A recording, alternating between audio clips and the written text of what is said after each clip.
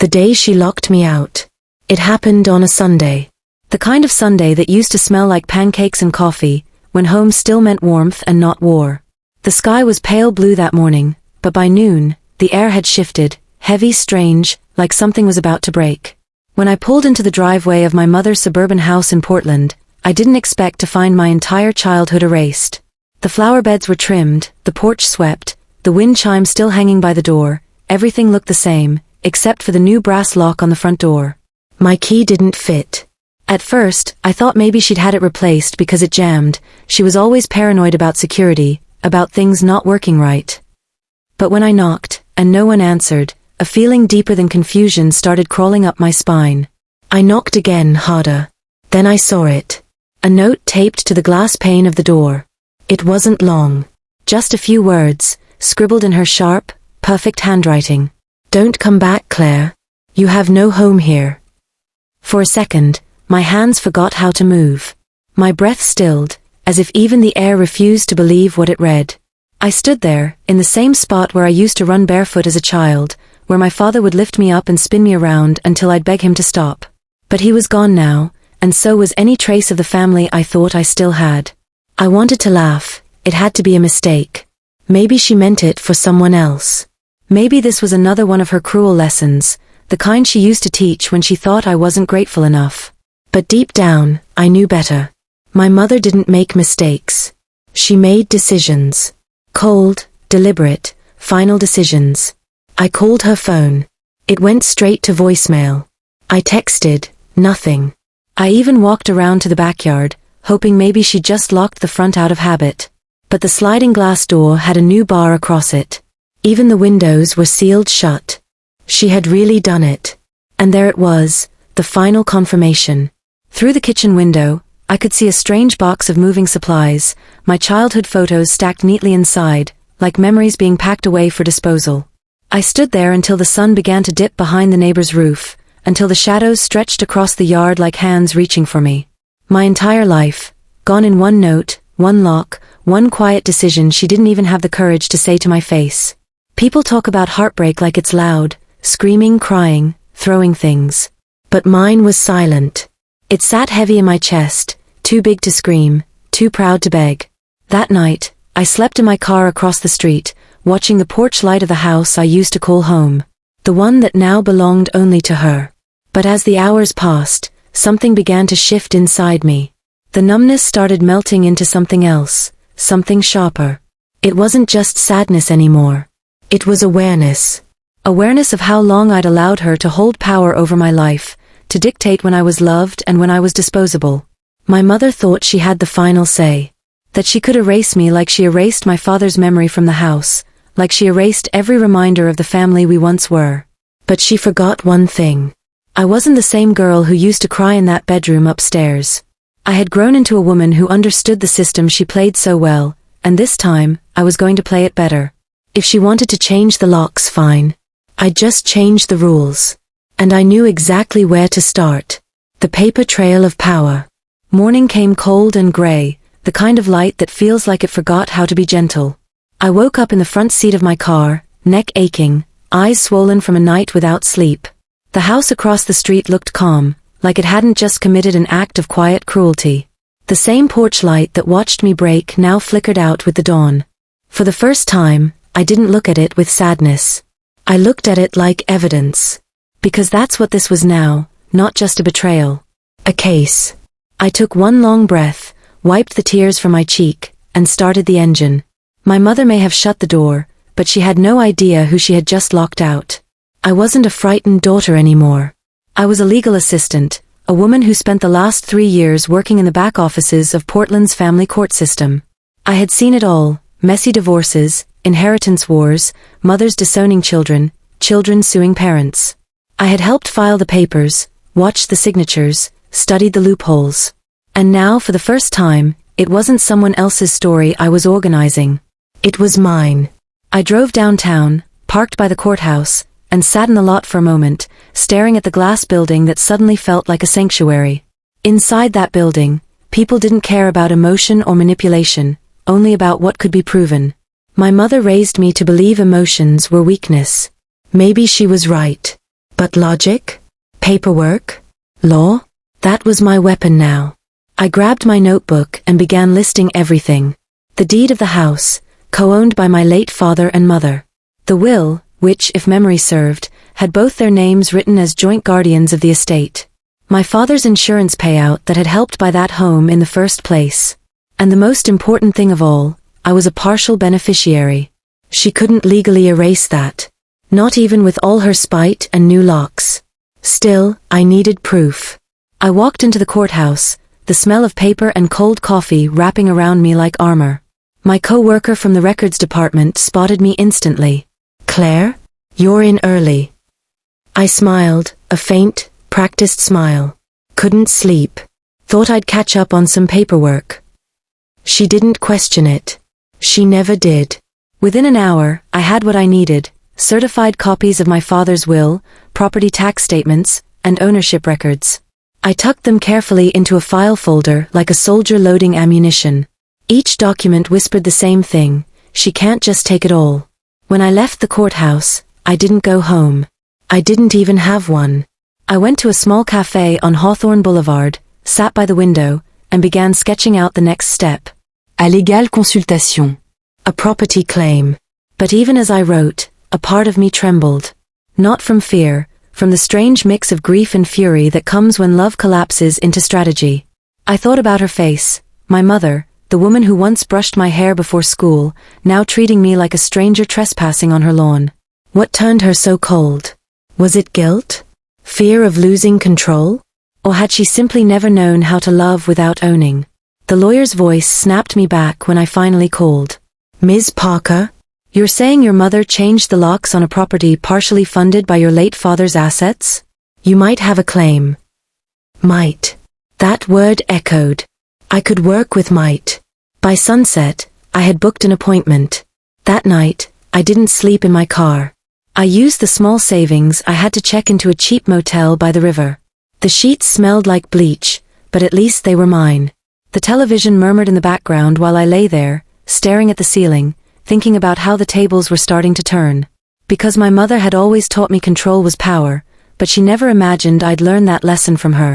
And as I drifted off to sleep, I couldn't stop thinking about one image, her face, calm and confident, unlocking her new door. Until she'd find the first legal notice sitting neatly in her mailbox. The game had just begun. The lawyer's table.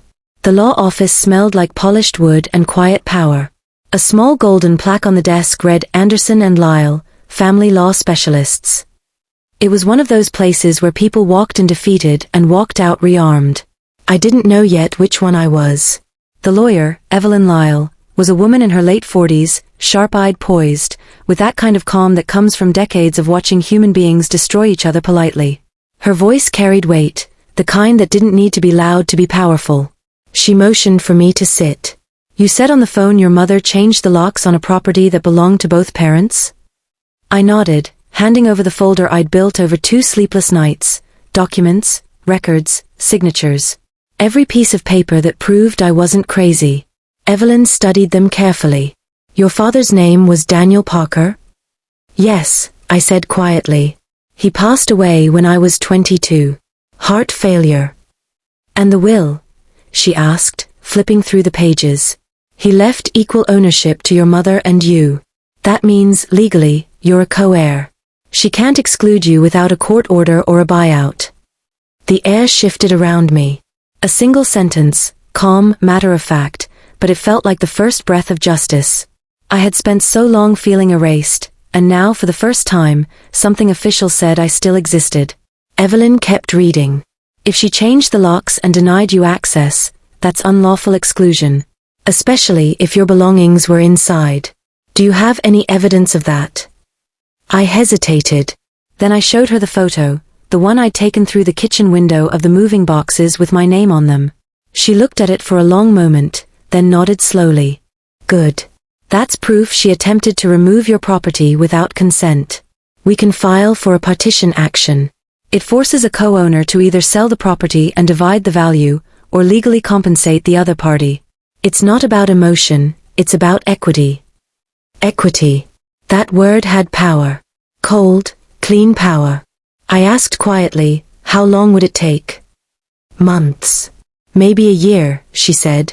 But if your mother tries to sell the house, rent it, or modify ownership before that, she'll be violating state law. That's when things get interesting. Interesting. A polite legal way of saying war. I signed the papers that afternoon. My hand didn't shake once. When I left the office, it was raining, a steady Portland drizzle, silver and cold. But I didn't run for cover. I let it hit me, soaking through my jacket, because for the first time since that note on the door, I didn't feel powerless. This wasn't about revenge anymore. Not fully. It was about truth, about forcing her to see me, to face what she'd done instead of hiding behind silence and locks. Still, a part of me ached. I remembered the woman who taught me to tie my shoes, who'd kissed my forehead before every exam. How did that woman become the one who left me on a porch like a stray? Maybe power had always been her way of loving. And maybe, just maybe, I had inherited that too. That night, I drove by the house again. Her car was parked in the driveway, glowing under the streetlight. For a long time, I just sat there, the wipers sweeping the rain away, watching the faint silhouette of her through the curtains. She was drinking tea, reading, peaceful, untouched. And I realized something that sent a shiver through me. She had no idea. Not about the documents, not about the case, not about the slow, methodical unraveling of her control. In her world, she had won. In mine, the first move had just been made. When I pulled away, the rain blurred the house into a watercolor, something fading, soft, almost beautiful. But beauty is often just the calm before the storm. And the storm was coming. The letter that shook her. It was a week later when the first letter arrived at my mother's doorstep. Not handwritten, not emotional, just plain white, printed, official. The kind of letter that doesn't scream, it whispers authority. Evelyn had sent me a copy of the notice before it went out, a legal demand under the Oregon partition law. It stated in clear, irrefutable words that Claire Parker retained rightful co-ownership of the property located at 1843 Oak Hill Drive, and that any attempt to deny access, alter, or sell without my consent would constitute a violation. I read it 3 times, memorizing every line like a vow. Then I imagined her reading it, sitting in that house she thought was hers alone, eyes narrowing as the truth clawed its way through her denial. For years, she'd been the queen of silent punishment. She'd never yelled, never thrown things, she'd just withdrawn. When she disapproved, she froze me out. When she wanted control, she took things, the car, the tuition money, my space, my worth. She had always believed silence was her weapon. But this time, silence wouldn't save her. The next afternoon, my phone buzzed. Unknown number. I knew before I answered. Her voice was as cold as I remembered. I received something today, she said. You care to explain what this is? I didn't rush to answer. I wanted her to feel the weight of it. It's called justice, Mom. Don't be dramatic, Claire. Her tone snapped like glass. You're embarrassing yourself. You've had every chance to grow up, but you're still playing the victim. I closed my eyes, pressing the phone harder against my ear. Her words didn't surprise me, they were the same ones she'd used my whole life. But this time, they didn't cut. They just confirmed what I already knew. I'm not playing Mom, I said quietly. I'm done playing. You changed the locks. I changed the rules. There was silence on the other end. Heavy, stuttering silence, the kind that meant she didn't know what to say, and that scared her more than anger ever could. You'll regret this, she whispered finally, her control slipping for the first time in my memory. You always regret when you cross me. Click. She hung up. I sat there in the motel room, staring at the cheap wallpaper, the silence humming like electricity. And for the first time, I didn't cry. I didn't break. I smiled. Because beneath all her threats, I heard something new, fear. 3 days later, Evelyn called me with an update. She's hired representation, she said. That means she's taking it seriously. I laughed softly. Of course she is. Be ready, Evelyn continued. This won't be quick. She'll stall, deny, manipulate. But don't lose your calm. Power doesn't shout, Claire, it documents. Those words stuck with me. Power doesn't shout. It documents. Over the next week, I began collecting every message, every transaction, every photo from that house that tied me to it, birthday parties, family dinners, property repairs my father and I did together. Proof that I wasn't some outsider. I was blood, bone, and history of that home.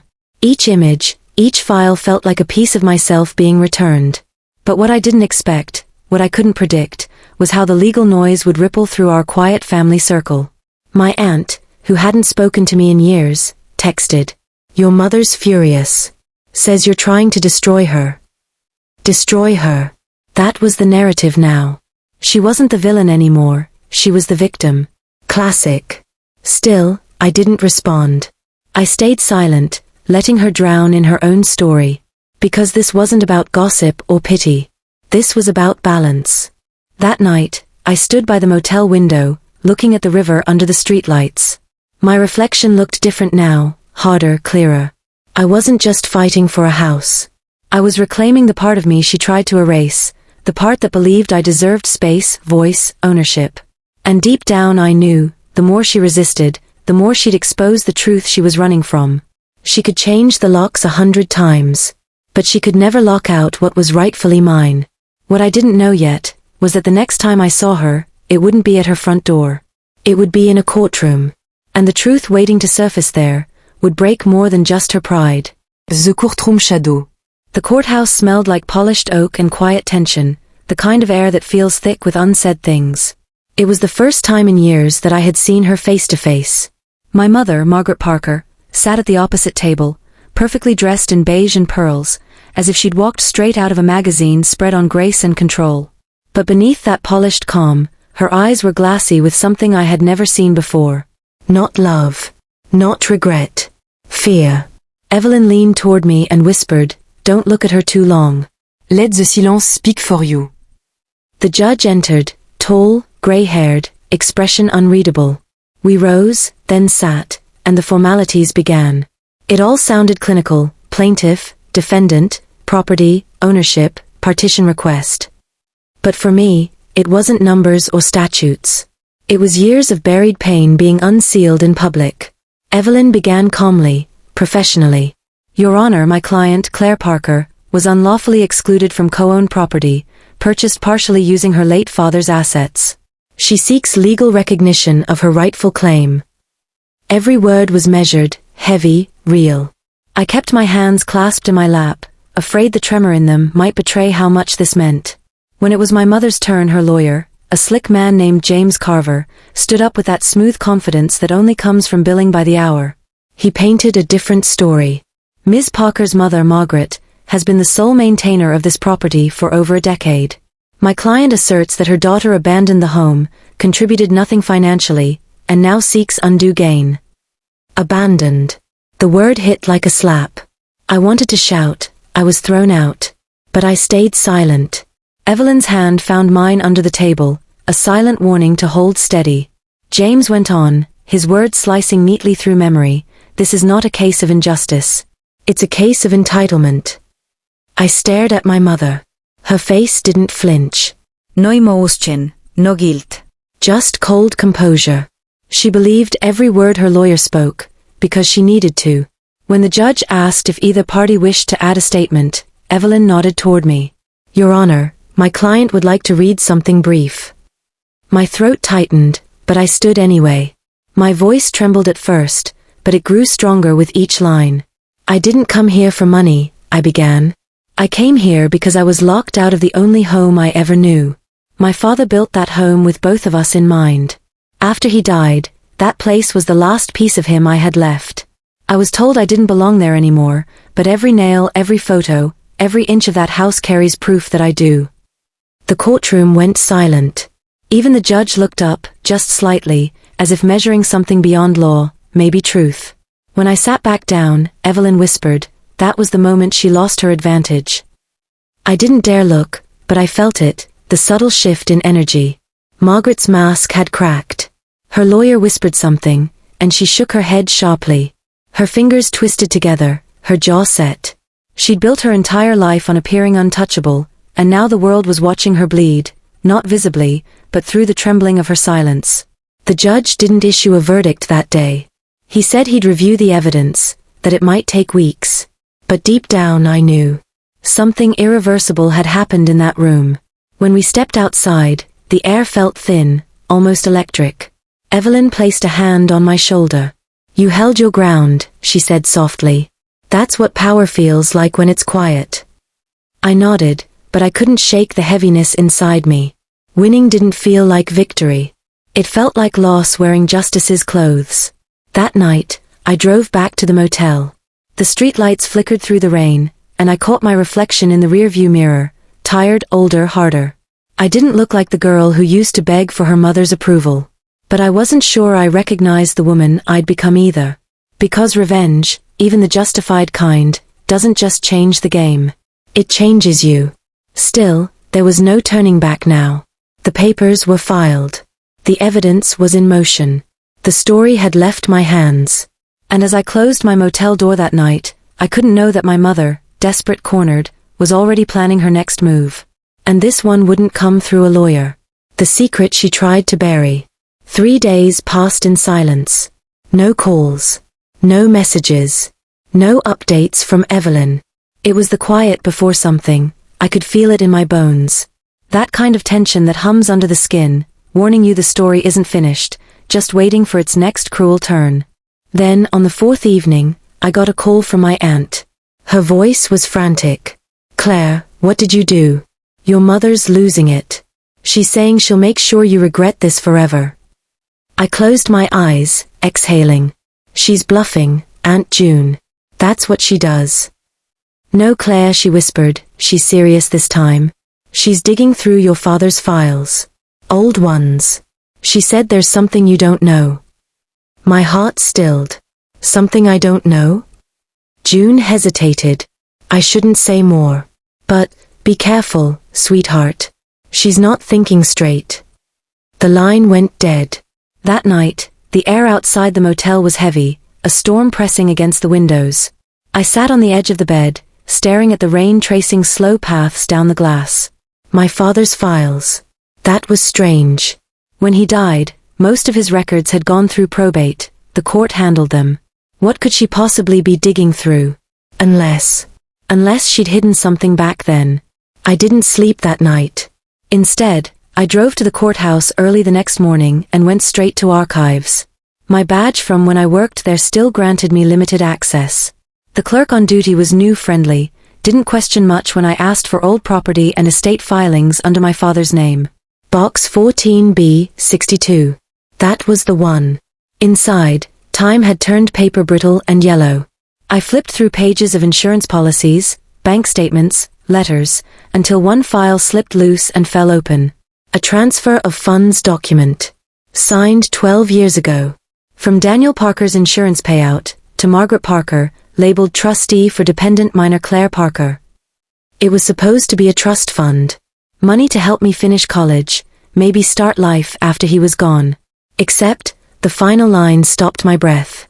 Amendment filed, trust liquidated for property purchase, Oak Hill residence. The house. She bought the house with my trust money. I sat frozen, the truth settling like a knife between my ribs. She hadn't bought it alone. She had used my father's gift to me, the money meant for my future, to buy the home she now swore was hers alone. She hadn't just changed the locks. She had built her kingdom on stolen ground. For a long moment, I just stared at the paper, the edges trembling in my hands. I could almost hear my father's voice, calm, patient, the way he used to be when teaching me to ride a bike. "Always stand your ground, Claire. But never let anger make you blind."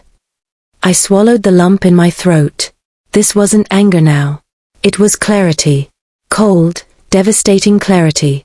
I made copies, placed them in a sealed envelope, and drove straight to Evelyn's office. She read the papers in silence, then looked up with quiet astonishment. "She used your trust fund to buy the property. That means part of this house was never hers to begin with. Claire, this changes everything." Her tone sharpened, more fire than I'd ever heard from her. "We can file an amended claim. You have direct, provable ownership now, not just inheritance." I nodded, my voice barely steady. "She's going to lose it." Evelyn looked me dead in the eye. "She already has." That evening, I returned to the motel and sat by the window, the copy of that document lying on the nightstand. The truth should have felt like victory, but instead, it ached. Because beneath all the law and revenge, there was something hollow, the echo of a daughter still trying to understand how love could twist this way. And somewhere in that big, silent house on Oak Hill Drive, I knew she was staring at her own copy of that same document. She finally knew I'd uncovered hours later. And the next move she'd make wouldn't be legal. The confrontation. The next morning, the storm broke. Not the kind outside, but the one waiting on the front porch of my motel. Margaret stood there. Umbrella in one hand, eyes cold and sharp, like steel that had forgotten what warmth ever felt like. She didn't knock. She just stared at the door until I opened it, as if she knew I was watching her through the thin curtain. "Mom," I said quietly. Her voice was low, trembling not with fear, but rage contained too long. "You went through your father's files." I didn't answer. "You had no right," she continued, stepping closer, the umbrella dripping onto the carpet. "You had no right to dig up old wounds, just to make me look like a thief." In her eyes. You were a thief. Her breath caught. "Excuse me. That house, the one you kicked me out of, you bought it with my trust money, didn't you?" Daddy's money, left for my future. You built your little empire on it. Margaret's jaw clenched. "That money was ours, Claire. I did what I had to do to keep a roof over our heads." "Our heads." He interrupted, my voice rising. "You mean your head." "Because the moment I didn't fit into your plan, you locked me out. You kept the roof and threw me into the street." The silence that followed was sharp enough to cut. She stepped closer, eyes glistening now. "You don't understand what it was like." He was droning, Claire. "After your father died, everything fell apart. The bills, the mortgage, the grief. I made choices to survive." I wanted to feel sorry for her, but the image of her changing the locks while I stood crying on the porch burned that sympathy to ashes. "You made choices for yourself," I said. "And now I'm making mine." I handed her a folded envelope, the amended claim. She unfolded it slowly, her eyes scanning every line. Her lips parted, trembling. You're suing me?" "I'm reclaiming what's mine." She looked up, tears blurring her vision. "You'd do this to your own mother?" I took a long breath. "You stopped being my mother the day you told me I didn't have a home." For a moment, neither of us spoke. The world outside was painfully still, rain tapping against the window like soft applause to a tragedy. Margaret finally whispered, "You're going to destroy me." "No," I said quietly. "I'm going to set things right." She dropped the envelope, turned, and walked away, her umbrella still folded, rain soaking her hair as she disappeared into the parking lot. I didn't watch her leave. I just stood there, heart pounding, knowing this wasn't over. Because if there's one thing I'd learned about my mother, it's that she never lost quietly. That night, Evelyn called. "We've had a response from her lawyer. She's claiming you coerced her signature years ago when she filed those papers. She's saying you knew about the fund." I blinked, stunned. "That's insane." She's desperate, Evelyn said. "She knows she's cornered. But Claire, listen to me carefully, don't confront her again. Let the court handle this." I promised I would. But when the next day came, and I found my car door keyed from handle to handle, a long angry scar across the silver paint, I knew she was sending a message. And when I opened my motel mailbox and found the family photo I'd left behind years ago, torn perfectly down the middle, I knew it wasn't just about money anymore. She wasn't fighting to keep a house. She was fighting to keep control. But that was the one thing she'd already lost. Because for the first time in my life, I wasn't afraid of her anymore. I was ready for the final round. The house that spoke. The house looked smaller now. I hadn't seen it up close since that night, the night I stood outside, keys useless in my trembling hand, watching the woman who raised me twist the lock and shut me out like I was nothing. But this time, I wasn't here to beg for entry. I was here with a property assessor and a legal document. Evelyn had insisted I come. "It's symbolic," she'd said. "You need to see what you're fighting for. Not just the bricks, but what it meant." So I stood in the driveway, the same one where I learned to ride my bike, and watched strangers measure the perimeter of what used to be my home.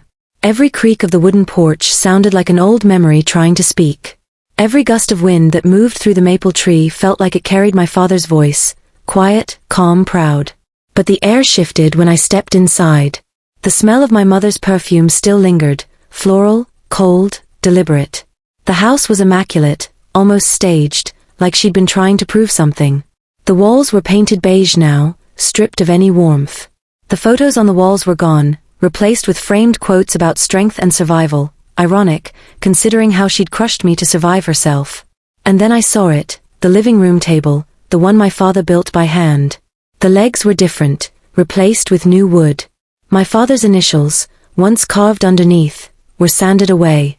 That hurt more than I expected. It wasn't just about money or property anymore. She had erased him, and in doing so, erased me. As I stood there, the assessor called out figures, legal terms, valuations, but I barely heard him. My gaze fell on the family photo still sitting on the mantel, a new one. Margaret smiling with her friends, people I didn't know. It was like the house had been rewritten, my existence edited out completely. I didn't cry.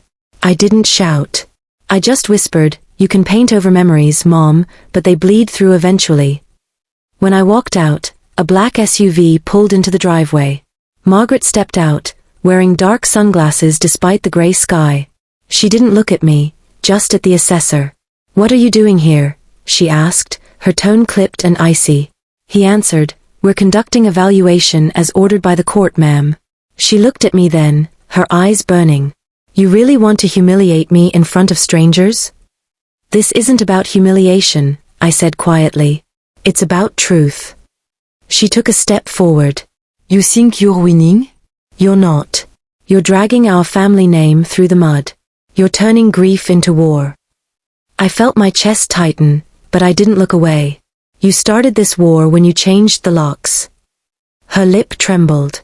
For a second, the mask cracked, and I saw something human in her, guilt, fear, maybe love that had forgotten how to breathe. Then she turned sharply, muttering, "You'll regret this." Maybe I would. But I'd spent years regretting silence. By the time I got back to the motel, Evelyn was waiting with new papers. "She's making a counterclaim," she said. "She's trying to freeze the assets, including your trust, until the case concludes." "So she's still fighting," I said. "Oh, she's doing more than that," Evelyn replied. She's playing dirty. "We found evidence she's been moving money into another account under her sister's name." She's hiding funds, Claire. He leaned back, exhaling slowly. "Then it's time we stop playing fair." Evelyn looked at me, eyes narrowing. "What do you mean?" I opened my laptop and showed her something, the old security footage from my father's safe, the one I'd accessed weeks ago. The file wasn't just financial records. It was a video. A private message. My father's face filled the screen, weary, kind, and heartbreaking. "If you're seeing this," he said, "it means something's gone wrong. Claire, I left the house in your name because it's the one place I hoped you'd always feel safe." My throat tightened. Evelyn whispered, "Oh my God." "I need this entered as evidence," I said. "He left proof, and her lies can't erase it."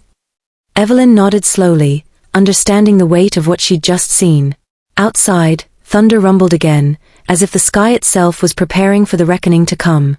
For the first time in years, I felt peace stirring in the chaos. Because the truth had a voice now. And this time, it was speaking for me. The reckoning. The courtroom smelled faintly of wood polish and tension. Every sound felt amplifié. The soft shuffle of papers, the echo of elle against marble, the quiet murmure of strangers waiting to witness Someon Elsa's destruction. I sat beside Evelyn, hands clasped tight, eyes fixed on the woman across the aisle. Margaret looked elegant, as always, pearl earrings, hair pinned, posture perfect. But there was a tremor in her fingers, one she tried to hide each time she reached for her glass of water. Her lawyer, Mr. Lawson, stood and began his performance. "Your Honor, my client has suffered great emotional distress due to her daughter's unfounded accusations. Mrs. Aldridge was the sole financial provider after her husband's death. All funds were used for the benefit of the family." He almost looked. The benefit of the family. That phrase had been her shield for years, a justification for every betrayal. Evelyn rose slowly. Calm. Un chacun. "Your Honor, if I may present Exhibit C, a recorded statement from the late Mr. Aldridge, dated 6 months before his passing." Margaret's head snapped toward me, eyes wide. "You wouldn't." But I already had. The clerk pressed play, and the courtroom filled with my father's voice. "If you're seeing this," he began, his tone weary but clear, "it means my estate has entered probate." Claire, the a aussi sûr. "It's written in the trust. Margaret, I know you'll be angry, but this home was meant for her, to remind her she's never without one." A whisper rippled through the room. Margaret's face drained of color. Her jaw clenched, then loosened, like a mask slipping mid-scene. The judge adjusted his glasses. "Mrs. Aldridge, do you dispute this?" She hesitated, just long enough to say everything she didn't want to admit. "Your Honor," Larson began again quickly, "this video cannot prove intent." Evelyn cut him off smoothly. "It can, because the trust was signed and notarized after this recording. His wishes were carried out legally. Mrs. Aldridge simply concealed it." The judge's gaze turned cold. "Is that true, Mrs. Aldridge?" Margaret tried to speak, but her voice broke. I didn't want her to have it all. She wasn't ready. She would have wasted it." "She was your daughter," the judge replied. "Not your competition." The silence that followed was unbearable. Margaret's shoulders slumped. For the first time, I saw her not as a villain, but as a woman trapped by her own pride. The ruling came swiftly. The property and remaining trust were awarded to me. Legal restitution ordered. The court adjourned with the sound of a gavel, but the real impact came when Margaret refused to look at me as she left. I followed her outside, not because I wanted to gloat, but because I needed to say something I'd rehearsed 1,000 times. She stood by her car, staring at the sky, tears streaking through her makeup. "Mom," I began quietly. She didn't turn. "You got what you wanted." "Congratulations." "It's not about winning," I said. "It never was. I just needed the truth to stop being buried." She finally looked at me, and for the first time in years, her eyes weren't cold. They were tired, broken, human. "You lost everything." He stepped closer, voice steady. "You lost me a long time ago." "But you didn't have to." For a moment, I thought she'd say something, an apology maybe or a plea. But she just shook her head slowly. "You'll understand one day, Claire." "The choices we make to survive."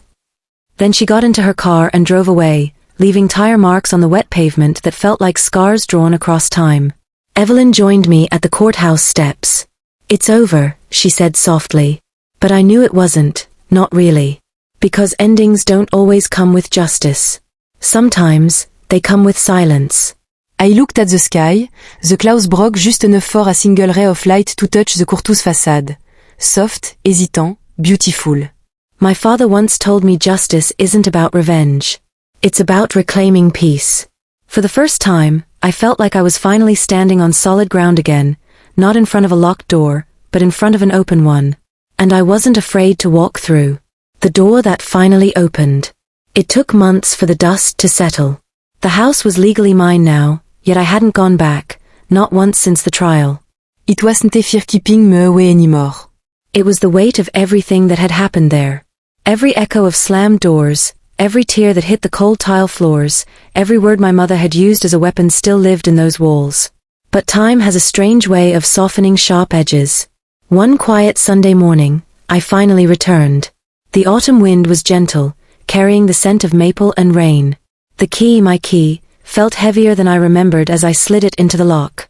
It turned with a soft click. No resistance. No barrier.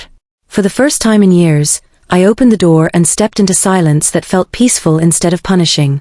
The air inside had changed. The sunlight came through the windows, falling across the hardwood like it had been waiting. Dust floated in slow motion, and for a moment I just stood there, listening to the heartbeat of a place I once thought I'd never see again. I didn't rush to move in. I just walked through it. The living room still bore the faint outline where my father's chair used to be.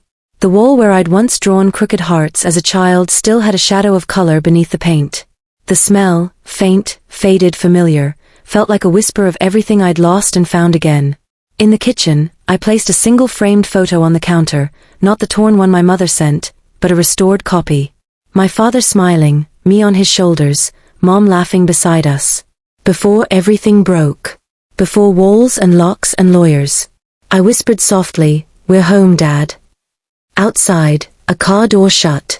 I turned to the window and saw a figure standing by the gate. Margaret. She looked smaller somehow, wrapped in a beige coat, eyes hollow but calm. For a moment, I thought she'd drive away, but she walked toward me instead. I opened the door before she could knock. She didn't speak right away.